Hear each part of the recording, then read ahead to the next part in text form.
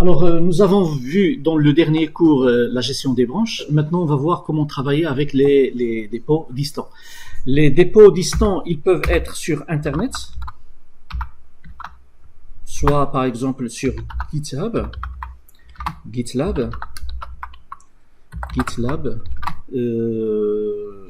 Bitbucket, et comme il peut être sur votre propre serveur. Vous allez prendre un VPS ou vous allez prendre un serveur dédié sur Internet chez un hébergeur et dans lequel vous allez mettre vos codes sources, vos repositories distants, comme il peut être dans un réseau local. Donc, je peux prendre dans mon réseau local d'entreprise un serveur que je vais désigner comme un serveur de production de code et je vais mettre les repositories distants à l'intérieur de ce serveur sur le réseau local. Alors, pour Internet, vous devez avoir un compte sur Bitbucket, sur GitHub ou sur GitLab et dedans, vous allez créer vos repositories. Et puis après, les membres de votre équipe, ils vont utiliser ces repositories si vous décidez qu'ils soient privés. Si vous voulez qu'ils soient publics, tout le monde va pouvoir y accéder. Sur le réseau local, parce que comme je viens de dire ici, on peut avoir sur réseau local, tout simplement dans le réseau local de votre entreprise, là quand je clique sur réseau, il me donne les ordinateurs de mon réseau qui sont accessibles et sur un de ces ordinateurs disponibles ou sur les serveurs, vous allez mettre des dossiers partagés en réseau local avec des droits d'accès et les utilisateurs ou les membres de votre équipe, ils vont les utiliser pour mettre à distance leur code. Ils vont collaborer ensemble pour mettre le code à l'intérieur. Dans la vidéo actuelle, on va tout simplement faire une simulation parce que je sais que pas tout le monde va avoir accès à un PC sur réseau local et on ne souhaite pas se casser la tête avec les interfaces graphiques de GitLab. On va y arriver par la suite. On va pas travailler sur GitLab, ni sur GitHub, ni sur Bitbucket. On va sur notre propre ordinateur, sur mon ordinateur ici. Donc sur D, je vais créer un répertoire qui va jouer le rôle du repository distant sur mon propre ordinateur. Donc mon ordinateur va jouer le rôle du serveur et il va jouer le rôle des différents développeurs. On va faire des simulations avec 3 rôles. Vous allez jouer 3 rôles à la fois. Ok? Donc là, on va créer sur le dossier, on va créer sur mon PC ici, on va créer un dossier. Je vais créer avec mkdir, je vais l'appeler dépôt distant. Et je vais entrer dedans. Et je vais l'initialiser comme quoi c'est un répertoire destiné à un travail à distance. C'est pas un répertoire qui va contenir le projet, mais qui va contenir l'index du projet. Donc on fait git init, comme on a l'habitude de faire, mais on ajoute bar. Vous allez voir la différence. Là, quand je vais faire entrer et je fais dire, je vais trouver le contenu du dossier, normalement .git. Lorsqu'on fait git init sans tirer bar, il va créer ces dossiers à l'intérieur d'un dossier caché qui a le nom .git. Lorsqu'on fait git init bar, il va créer ces dossiers-là directement dans le repository distant. Pourquoi? Parce que c'est un repository distant, on ne va pas mettre le projet dedans. On va mettre dedans que l'index du projet. Toutes les informations qui vont nous permettre de reconstituer le projet à zéro. Maintenant, je sors du dossier avec cd espace point et je vais le cloner, comme ce qu'on fait avec GitHub. Je vais le cloner, ce dossier-là, sur un autre ordinateur. On va maintenant faire l'exercice sur le même ordinateur et on fait git clone. Et là, normalement, après git clone, qu'est-ce qu'il faut faire? Git clone, il faut mettre soit https quelque chose et puis après mettre ici projet 1. Donc, qu'est-ce qu'il va faire? Il va aller sur cette adresse Internet et il va récupérer le repository distant et il va le cloner dans un nouveau dossier qui porte le nom projet 1 localement. Comme je peux avoir ici un chemin réseau.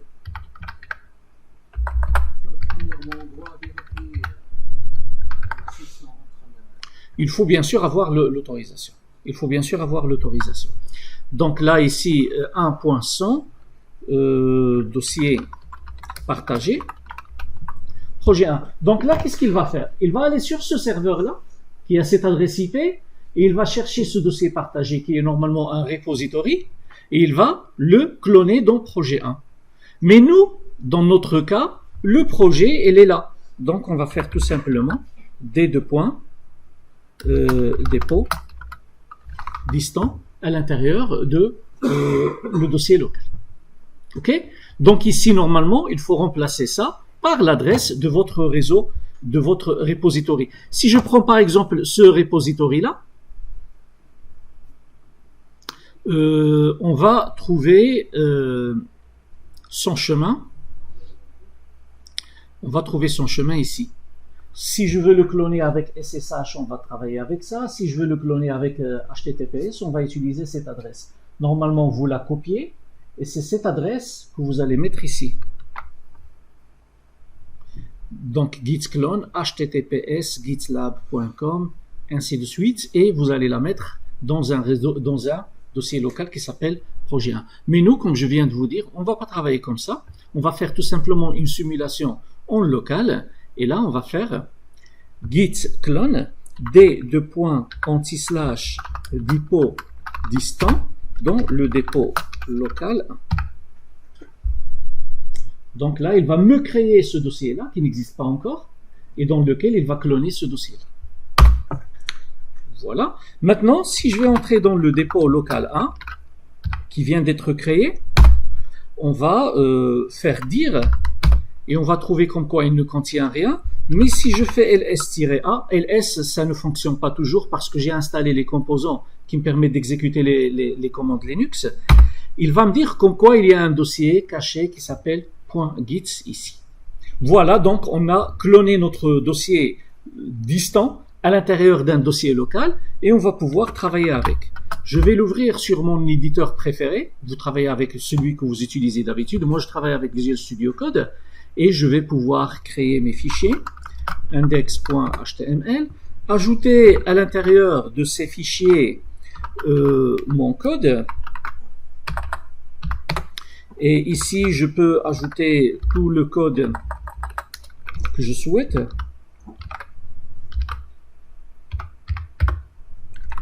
Et puis, faire mes commits, comme ce qu'on a appris à faire avant. Donc, voilà. Ici, je vais faire mes commits. Donc, le git add all, git commit-m,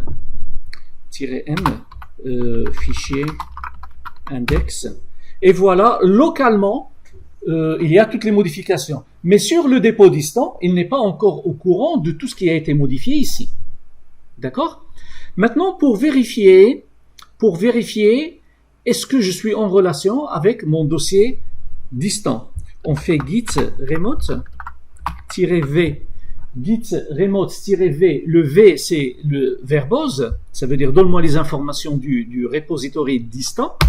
Donc, il va me dire comme quoi vous êtes connecté pour récupérer l'information avec le fetch sur le chemin dépôt distant ou le chemin, ça, si jamais j'avais travaillé avec ce repository-là, je vais trouver ça ici. Donc, mon remote, c'est d:/dépôt distant, mais puisque le chemin il est très très lent, on va le remplacer par un surnom. On va le remplacer par un nom plus court, un nickname ou un raccourci, un alias. Donc, on va l'appeler origine. Donc, origine désigne le chemin distant. Et un repository local, peut être connecté à plusieurs repositories distants. Donc là, puisque là je suis connecté, je vais pouvoir faire mon push. Git push git push, normalement, je dois faire ici origine master. Qu'est-ce que ça veut dire ça? Ça veut dire que tu vas faire le push du dossier master local dans le dossier origine distant. Ok? Mais puisqu'on l'a cloné, c'est pas la peine de faire ça. On va voir qu'on en aura besoin après. Git push. Donc voilà, il a envoyé les informations. Il a envoyé les informations. Et maintenant, ici bien sûr, si je fais dire, on a un fichier index. Maintenant, si je vais vers mon dépôt distant, on ne va pas le voir. On ne va pas le voir avec dire. On ne voit pas ici le fichier index. Parce que les informations qui vont nous permettre de le reconstituer, de le recréer, ils ont été injectés dans ces dossiers-là. Okay? Donc, on n'a pas besoin de le voir ici. Par contre, si je clone, par exemple, supposons qu'on a un deuxième développeur qui va maintenant cloner le dossier distant. Il va se retrouver avec le fichier index déjà créé. Regardez. Donc, git clone d:/dépôt distant à l'intérieur de dépôt local 2. Si je veux entrer dans le dépôt local 2, on va trouver comme quoi on a le fichier index. Et moi, en tant que deuxième développeur, je peux contribuer dans ce fichier. Donc, qu'est-ce que je vais faire? Je vais l'ouvrir sur mon éditeur et ajouter des choses à l'intérieur.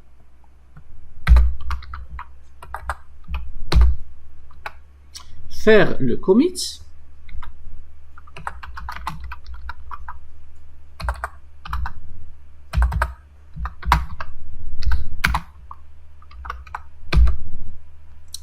Donc, avec -a, voilà. Et on va faire le git push. Donc maintenant, j'ai terminé ma séance de travail, j'ai fait le travail et je vais l'envoyer vers le dépôt distant. Parfait. Et là, je suis le deuxième développeur. OK? Maintenant, supposons que le premier développeur revient travailler. cd ... cd dépôt local 1. C'est le premier développeur. Lorsqu'il va ouvrir son fichier, son dossier avec code point, est-ce qu'il va trouver l'image dans son index? Répondez-moi. Non, parce que dans son travail, il n'a pas encore fait le pull. Il n'a pas encore ramené les modifications qui ont été effectuées par ses collègues. Donc, avant d'ouvrir le code point, il devait faire un git pull. Et au début de chaque séance de travail, il faut faire git pull. À la fin de chaque séance de travail, il faut faire git push. Donc, git pull, il va lui ramener toutes les informations et il va ouvrir avec code point et il va trouver comme quoi les modifications apportées par ses collègues sont bien là et il va faire ses contributions et il va après les pusher. Maintenant, on va voir une autre façon de faire. Supposons qu'on a un troisième développeur qui ne connaît pas le chemin du dépôt distant. Il veut commencer le travail. Ou le dépôt distant n'est pas encore créé. Et lui, il veut commencer le travail. Qu'est-ce qu'il va faire? Il va créer avec mkdir un dossier. Dépôt local 3. Ça, c'est le troisième développeur. Et il va entrer dans le dépôt local 3. Et il va faire son git init. Sans bar, bien sûr. Parce que c'est un dépôt local. C'est pas un dépôt distant. C'est pas un dépôt du serveur. Git init. Maintenant, si je fais git remote-v, qu'est-ce qu'il va me dire? Est-ce que j'ai une connexion entre ce dépôt local et le dépôt distant? Est-ce qu'il y a de connexion? Non. Donc, il n'y a rien. Donc, je ne peux pas faire ni pull ni push. OK? Si je fais ici git pull, ben, bien sûr, puisqu'il n'y a pas de distant, je ne peux pas faire de pull. Donc, je dois le lier avec mon dépôt distant. Supposons que j'avais déjà travaillé code point et c'est un designer, il a créé un fichier style .css et dans ce fichier style, il a créé des informations et il les a ajoutées à son index. Non.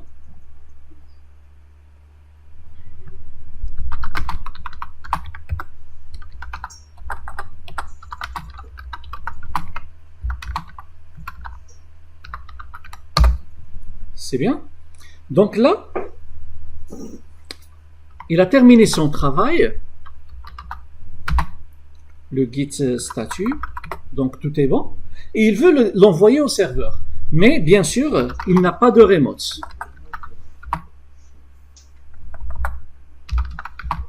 Il n'y a pas de remote. Donc, il va faire git remote add origine. Là, il peut l'appeler autre chose. Il peut l'appeler moi, il peut l'appeler lui, il peut l'appeler projet, il peut l'appeler comme il veut. Mais, normalement, le repository principal, il faut l'appeler origine. Comme ça, c'est plus convenable, c'est plus propre. Et on va faire des deux points, anti-slash, dépôt, distant. C'est pas suffisant, mais on peut déjà commencer le travail. Là, si je vais faire git remote v, ça va marcher. Maintenant, je veux faire un pool. Je veux ramener les données de mes collègues. Git pool ne suffit pas. Ne suffit pas. Si je fais dire, je ne vais pas trouver le fichier index. Il faut faire git pool origine master. Le nom de repository distant et le nom de la branche. Donc là déjà il y a un problème. Donc déjà il y a un problème. Donc on va faire avec rebase. Rebase, comme ça il va réinitialiser le dépôt. Et là je vais faire git, on va faire dire, on va trouver comme quoi le fichier index a été ramené. Ok? Et puis maintenant je veux faire le push. Git push. Pourquoi je vais faire le push? Pour envoyer mon travail. C'est le style. Ça ne va pas marcher. Il faut faire git push origine master. Et à chaque fois, je dois taper origine master. Et c'est un peu pénible. Donc là, il a été envoyé. Mais si je veux faire git pull, encore une fois, il va m'embêter. D'accord? Donc, pour éviter de faire origine master, qu'est-ce qu'il faut faire? Git pull -app stream -set app stream origine master. Comme ça, lui, il va se rappeler comme quoi on travaille toujours avec le stream origine et la branche master. Donc, excusez-moi, upstream, set upstream. Voilà, parfait. Maintenant, je vais faire le git push tout court et ça va marcher. Il va me dire comme quoi il n'y a aucune modification. On va refaire la simulation. Je sors et je vais entrer avec le dépôt local, avec le dépôt local 1 qui va faire le git pull. Il va ramener les données. Là, il a reçu le style et lui, il va modifier dans le style. Donc là, dans le style, il va faire une petite modification. Et il va pusher git commit-a-m body git push. Maintenant, si le troisième développeur, ça c'est le troisième développeur qui entre, il suffit de faire git pull pour qu'il reçoive les modifications apportées par son collègue dans les styles et il peut entrer, y contribuer encore une fois.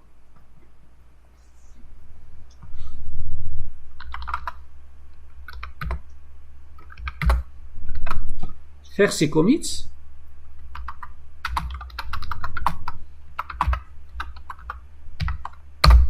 Et envoyer avec git pull.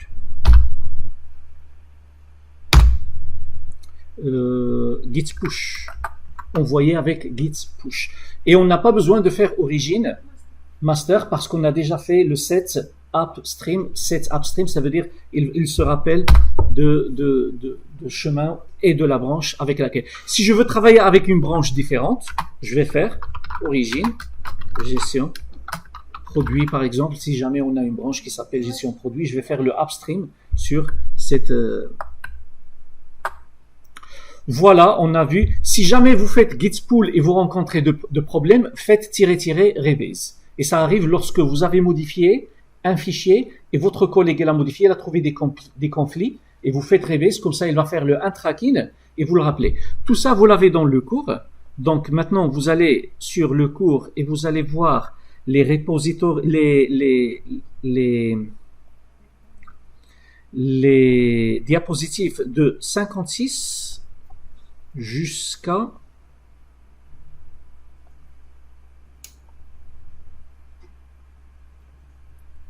non, les dépôts distants. Les dépôts distants,